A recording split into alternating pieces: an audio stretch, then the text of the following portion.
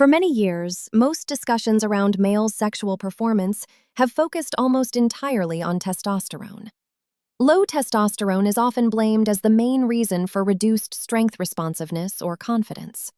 However, modern understanding of human physiology suggests that this focus may be incomplete. Sexual function is not driven by hormones alone. At its core, it is a vascular process that depends on how efficiently blood can move through the body. An erection is not a matter of desire or motivation. It is a physical event that relies on blood vessels expanding rapidly and delivering a large volume of blood to specific tissues. If those blood vessels are unable to widen properly, the result is reduced firmness, regardless of hormone levels. In this sense, sexual performance functions much like a hydraulic system. Pressure and flow must be adequate, or the system cannot operate as intended. As men age, their blood vessels naturally change. Arteries become less flexible and more prone to inflammation. Factors such as oxidative stress, poor nutrition, limited physical activity, and long-term stress gradually damage the inner lining of blood vessels. This process often begins years before testosterone levels drop into a clinically low range. The result is slower circulation, reduced responsiveness, and weaker overall blood delivery. This is why focusing only on testosterone can be misleading. Increasing hormonal signals without improving circulation is comparable to pressing the accelerator in a car with a clogged fuel line. The signal is present, but the delivery system cannot respond effectively. From this perspective, reduced sexual performance is less a hormonal failure and more a circulatory one. The article reframes this issue as part of overall cardiovascular health rather than an isolated sexual problem. Because the blood vessels involved are small and sensitive, early changes in circulation often appear here first. This makes sexual performance an early indicator of broader vascular decline rather than a standalone condition. By understanding performance through the lens of blood flow, the discussion naturally shifts away from aggressive pharmaceutical solutions. Instead, it opens the door to nutrition, lifestyle habits, and vascular support strategies aimed at improving how the body functions as a whole. This approach emphasizes restoring normal biological processes rather than forcing temporary effects, and aligns sexual health with long-term cardiovascular well-being. Once blood flow is understood as the foundation of performance, the next critical question becomes what actually controls that flow? This is where the endothelium plays a central role. The endothelium is a thin layer of cells that lines the inside of every blood vessel in the body. Although it is often overlooked, it functions as an active regulatory system rather than simple internal lining. Healthy endothelial cells constantly sense changes in blood pressure, oxygen demand, and chemical signals from the nervous system. In response, they release signaling molecules that tell blood vessels when to relax and when to contract. This process determines how easily blood can move through arteries and how much blood can reach specific tissues at any given moment. In effect, the endothelium acts as a biological control panel for circulation. Over time, this system becomes impaired. Aging, inflammation, oxidative stress, and metabolic strain gradually damage endothelial cells. When this happens, blood vessels lose their ability to respond quickly. Instead of expanding smoothly, they remain partially constricted, stiff, and less adaptive. This does not usually cause immediate symptoms in large arteries, but it becomes very noticeable in smaller vessels. Erectile tissue is especially sensitive because it depends on small arteries that must widen rapidly and dramatically in a short period of time. Even minor endothelial dysfunction can limit this response. The nervous system may send the correct signal, but the blood vessels cannot fully obey it. As a result, performance declines even though desire and hormonal signaling remain intact. This is why endothelial health becomes a bottleneck. When endothelial function is compromised, no amount of stimulation, motivation, or hormonal support can fully compensate. The limiting factor is no longer the signal, but the response capacity of the blood vessels themselves. By identifying the endothelium as the central regulator, the discussion moves beyond symptom management. It provides a biological rationale for focusing on nutrition, daily habits, and compounds that support endothelial repair, resilience, and signaling. Rather than forcing a short-term response, the goal becomes restoring the natural responsiveness of the vascular system so that normal physiological function can re-emerge over time.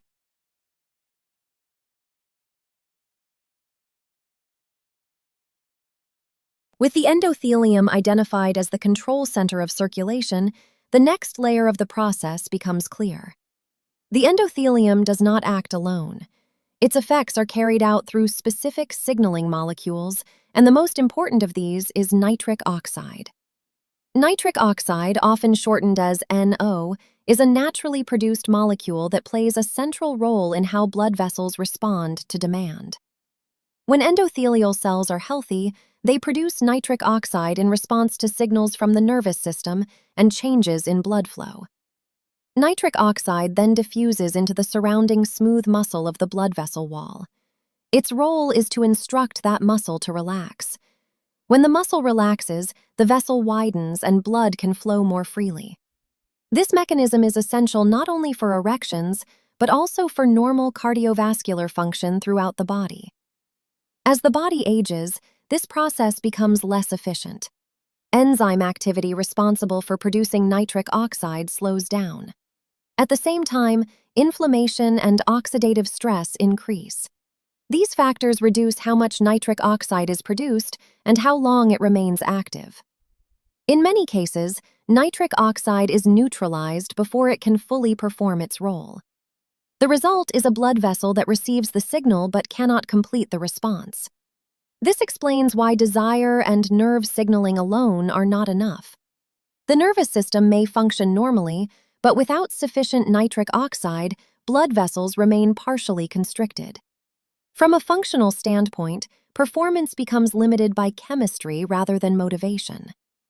The article emphasizes a direct relationship between nitric oxide availability and vascular responsiveness. Strong blood flow depends on adequate nitric oxide signaling.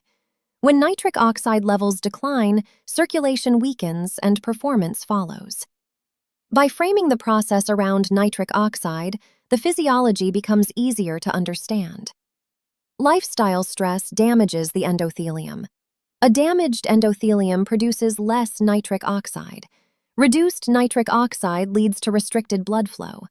This molecular chain provides the foundation for later discussions on nutrition and daily habits aimed at supporting nitric oxide production and preserving its activity as part of long-term vascular health. With nitric oxide established as the key molecular signal that allows blood vessels to relax, the next logical question is what helps this system function properly over time.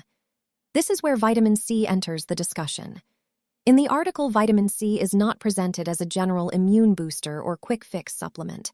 Instead, it is framed as a foundational nutrient that supports vascular biology at multiple levels. One of the primary roles of vitamin C is its involvement in collagen production. Collagen is a structural protein that gives blood vessels strength and flexibility. When collagen support declines, vessel walls become weaker and less elastic. This reduces their ability to expand efficiently under increased blood flow demand. Adequate vitamin C intake helps maintain this structural integrity, which is essential for healthy circulation. Vitamin C is also described as a cofactor that supports the function of endothelial nitric oxide synthase, the enzyme responsible for producing nitric oxide. When this enzyme operates efficiently, endothelial cells are better able to generate nitric oxide in response to physiological signals. This does not force nitric oxide production, but rather supports the natural process through which it occurs. Another important function of vitamin C is its antioxidant activity. Nitric oxide is a fragile molecule that can be quickly neutralized by oxidative stress. Vitamin C helps reduce the presence of free radicals that would otherwise degrade nitric oxide before it can complete its signaling role.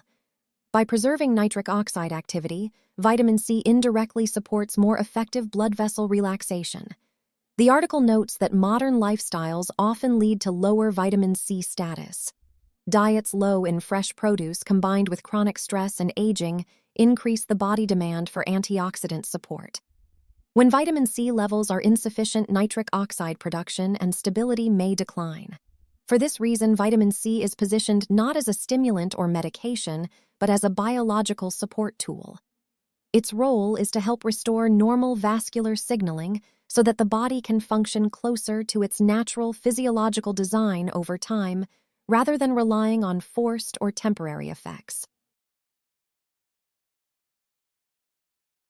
After understanding why vitamin C plays a supportive role in vascular and nitric oxide function, the next important layer becomes how vitamin C is actually used. The article places strong emphasis on the idea that dosage alone is not the only factor that determines effectiveness. The method of intake can significantly influence how the body responds. Vitamin C can be consumed in many forms, including tablets, capsules, and powders. The article highlights powdered ascorbic acid dissolved in water as a practical option. When vitamin C is already dissolved, it does not require additional breakdown in the digestive system.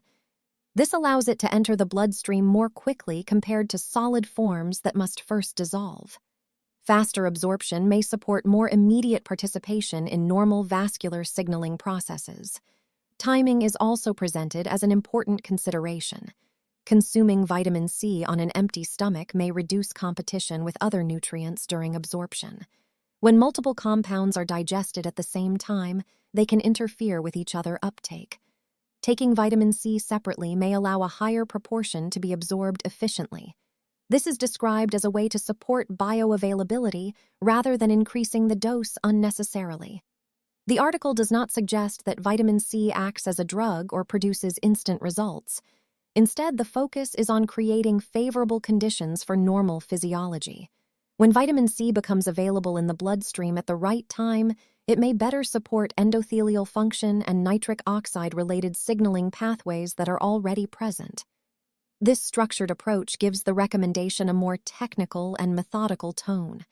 By discussing form timing and delivery, the article distinguishes this strategy from generic supplement advice. It reinforces the idea that small adjustments in how nutrients are used can influence how effectively the body utilizes them. Importantly, this framing stays within a supportive context. It does not promise guaranteed outcomes or immediate performance changes. Instead, it emphasizes consistency and alignment with the body's natural processes. The overall goal remains the same, restoring healthy vascular responsiveness over time, rather than forcing short-term effects through aggressive interventions. After considering form and timing, the next important element is how much vitamin C is appropriate. The article presents dosage not as an aggressive strategy, but as a balance between effectiveness and tolerance. Rather than encouraging excessive intake, it outlines a moderate daily range that is described as sufficient for general vascular support in most individuals. The intake range discussed typically falls between 500 and 2,000 milligrams per day. Many examples focus on around 1,000 milligrams mixed with water. This amount is presented as enough to support normal physiological processes related to blood vessel structure and nitric oxide signaling without placing unnecessary strain on the body. The emphasis remains on supporting function rather than forcing results. The article also acknowledges that individual tolerance varies. At higher intakes, some people may experience digestive discomfort such as loose stools. This response is described as a natural feedback signal indicating that the current intake exceeds what the body can comfortably process at that time. In this way, the body itself provides guidance allowing adjustments without rigid rules. A clear contrast is made between nutritional intake and pharmaceutical intervention. Vitamin C is described as a nutrient that the body already uses in many biological processes. Its long history in human diets contributes to its reputation for general safety when used responsibly. This distinction helps position vitamin C as a supportive element rather than a medical treatment or performance enhancer. By providing specific numerical ranges, the article adds structure and clarity to its recommendations. At the same time, it avoids presenting these numbers as prescriptions or guarantees. The guidance is framed as informational and adaptable, acknowledging differences in age, lifestyle, and overall health. This approach reinforces the broader message developed throughout the discussion. Supporting vascular health does not require extreme measures, expensive solutions, or dramatic interventions. Consistent, moderate habits applied over time are presented as a practical and sustainable way to support normal physiological function and long-term circulatory well-being. After establishing a safe and practical foundation for vitamin C intake, the article moves into a more advanced but optional concept known as nutrient stacking. This idea builds on the earlier discussion rather than replacing it. The purpose is not to complicate the process, but to explore how different nutrients can work together to support the same biological pathway. Vitamin C is described as a supportive environment builder rather than a standalone driver. Within that environment, certain amino acids play a complementary role. Arginine is discussed as a natural raw material that the body uses to produce nitric oxide. Citrulline is also mentioned because it can be converted into arginine over time, providing a more sustained internal supply. When these amino acids are present alongside adequate vitamin C, the nitric oxide pathway may function more efficiently. The article also highlights the role of specific B vitamins, including B6, B9, and B12. These nutrients are involved in metabolic processes that influence homocysteine levels. Elevated homocysteine is associated with increased stress on blood vessels and reduced endothelial function. Supporting normal homocysteine metabolism is therefore framed as an indirect way to protect vascular health. Other supportive elements are briefly introduced, such as magnesium and carnitine. Magnesium plays a role in muscle relaxation, including the smooth muscle that allows blood vessels to widen. Carnitine is associated with cellular energy production, which supports tissue performance at a foundational level. These compounds are not presented as essential but as supportive options. Importantly, the article emphasizes that stacking is optional. The core approach remains simple and accessible. This layered strategy is intended for individuals who want to fine-tune their routine without abandoning the foundational principles already discussed. It reinforces a key theme throughout the article. The body functions as an interconnected system where multiple nutrients influence a single outcome, and thoughtful support across that system may enhance natural physiological responsiveness over time. After discussing nutrients and supportive strategies, the article makes a clear and repeated point. Supplements alone are not enough. No matter how well designed a nutritional approach may be, it cannot fully compensate for poor daily habits. For long-term vascular function, lifestyle factors are described as the true foundation that everything else depends on. Healthy blood flow requires regular movement. Physical activity encourages blood vessels to remain flexible and responsive. Even moderate daily movement helps stimulate natural nitric oxide production and supports endothelial signaling. In contrast, long periods of inactivity contribute to stiffness and reduced circulation over time. The article emphasizes that consistency matters more than intensity. Sleep is also presented as essential. During sleep, the body carries out repair processes that affect vascular health, hormone balance, and inflammation levels. Chronic sleep deprivation increases oxidative stress and interferes with nitric oxide signaling. Adequate rest is therefore framed not as optional, but as a necessary condition for recovery and normal physiological regulation. Hydration and diet are highlighted as equally important. Blood volume and circulation depend on sufficient fluid intake. A diet based on whole foods provides antioxidants and naturally occurring compounds that support vascular pathways. Foods such as beets, pomegranates, leafy greens, nuts, and olive oil are mentioned for their association with nitric oxide support and endothelial protection. These foods are not portrayed as treatments, but as consistent contributors to a supportive internal environment. At the same time, the article identifies habits that actively damage vascular function. Smoking, excessive sugar intake, and chronic unmanaged stress are described as major contributors to endothelial dysfunction and reduced nitric oxide availability. These factors can undermine even well-structured nutritional routines. By placing lifestyle habits at the center, the article avoids presenting vitamin C or any supplement as a magic solution. Instead, supplements are framed as supportive tools that work best when basic health behaviors are already in place. This perspective aligns the message with established cardiovascular health principles and reinforces a realistic long-term approach focused on restoring and maintaining normal biological function over time. After outlining nutritional strategies and lifestyle foundations, the article briefly but intentionally addresses safety and limitations. This section plays an important role in maintaining balance and credibility. Rather than presenting the approach as universally applicable or risk-free, it acknowledges that individual circumstances matter. Vitamin C is described as generally safe for most people when used in moderate amounts as part of a normal routine. Its long history in human nutrition supports this view. However, the article emphasizes that safety is never absolute. Certain individuals may need to exercise additional caution. People with a history of kidney stones are mentioned as one example.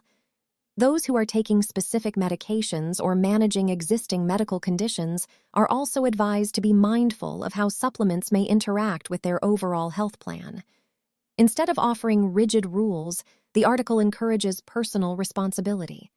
Consulting a qualified healthcare professional is recommended for anyone who is unsure whether a particular supplement strategy is appropriate for them. This guidance reinforces the idea that nutritional support is not a substitute for medical care and should be considered within a broader health context. The article also recognizes that results are not uniform. Age, baseline health lifestyle habits, and consistency all influence how the body responds.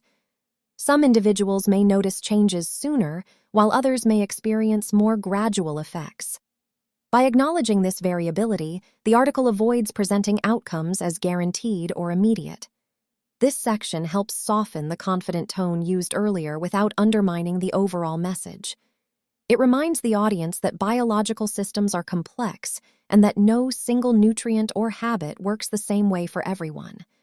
Progress is described as gradual and dependent on multiple factors rather than a single intervention. By including safety considerations and realistic expectations, the article positions itself as informative rather than prescriptive. This balanced framing supports trust and aligns the message with responsible health education. It reinforces the central theme that long-term vascular support is about informed choices, consistency, and respect for individual differences rather than quick fixes or extreme claims. As the discussion comes together, the central message becomes clear. This approach is not about stimulation shortcuts or artificial performance enhancement. It is about restoring the body's natural biological systems so they can function as intended. Throughout the article, the focus remains on circulation, endothelial health, and nitric oxide signaling as foundational elements of normal physiological responsiveness. Rather than forcing outcomes through short-term solutions, the article emphasizes repair support and consistency. When blood vessels are healthy, when endothelial cells respond properly, and when nitric oxide signaling is preserved, the body regains its own capacity for strong blood flow. Performance then becomes a natural result rather than something that must be pushed or overridden. This perspective stands in contrast to approaches that focus only on symptoms. Pharmaceutical options may provide temporary effects, but they often bypass the underlying systems that determine long-term function. The article does not reject medical care, but it reframes the conversation. Instead of asking how to trigger a response, it asks how to rebuild the conditions that allow the response to occur naturally. A key lesson for the audience is to view sexual performance as a reflection of overall vascular health. Changes in responsiveness are not isolated events. They are signals that the circulatory system may need attention. Nutrition, daily habits, movement, rest, and stress management all contribute to this picture. Supplements such as vitamin C are presented as supportive tools, not solutions on their own. The broader value of this message extends beyond performance alone. Supporting vascular health influences energy endurance, cognitive function, and long-term cardiovascular well-being. Small, consistent choices made daily can compound over time into meaningful biological resilience. The article ultimately encourages patience, awareness, and responsibility. There is no instant fix and no single nutrient that works in isolation. But by respecting how the body is designed to function and by supporting it through foundational habits, individuals can move towards sustainable improvement. The lesson is simple, yet powerful. Restore the system, and the system will respond.